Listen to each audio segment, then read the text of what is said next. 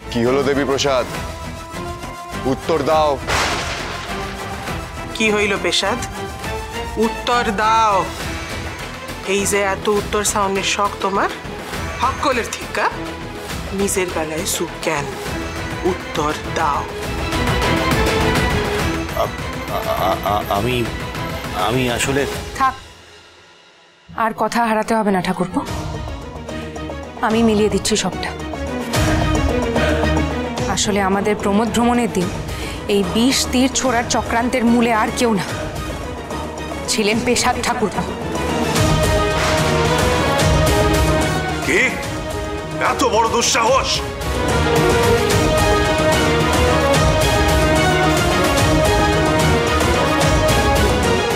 আসলে গুপ্ত হত্যাকারী ফটিক কথা না বলতে পারলেও যদি ছবি এঁকে দিত বা অন্য কোনোভাবে এই সত্যিটা ফাঁস হয়ে যেত, তাহলে তো পেশাদ ঠাকুরপো ধরা পড়ে যেতেন।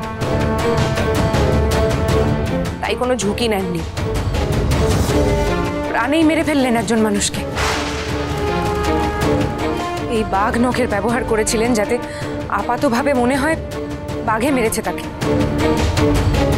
সাপও মরল আর লাঠিও ভাঙল না, তাই তো পেশাদ ঠাকুরপো? উত্তর দাও দেবী প্রসাদ, এই বাঘ নখ তোমার ঘরে ছিল, হ্যাঁ কিংবা না বলো।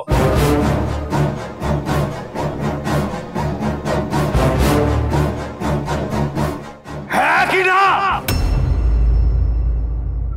হ্যাঁ হ্যাঁ।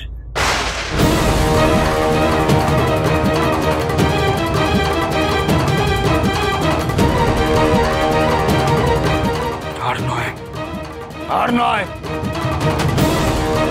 প্রমাণ সবার সামনে এসে গেছে, তার জন্য রাজনারীকে সাধুবাদ জানাই।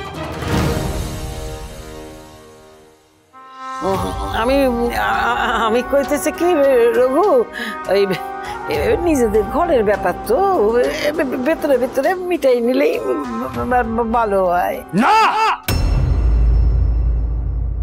রাজদ্রোহের কোনোদিন ক্ষমা হয়নি, ক্ষমা হবেও না পিসিমা। দেবী প্রসাদকে নির্বাসনে যেতেই হবে, তার সাজা প্রত্যাহার করা হবে না। ভবিষ্যতে এই ছেলে কোনোদিন নিজের মন মানসিকতা বদলে যদি নাটোরে ফিরে আসতে চায়, তাকে নাটোরে ফিরানো হবে কিনা সেই সিদ্ধান্ত হবে রাজা রামকান্ত মৈত্র এবং রাজরানী। কেউ যদি এখন এই কাজে ব্যাঘাত ঘটাতে চায়, তাহলে তা হবে রাজ আদেশে বিঘ্ন দেওয়া। রঘু যা বলল সেটাই শেষ কথা। এই সভা এখানেই মুলতবি করা হলো।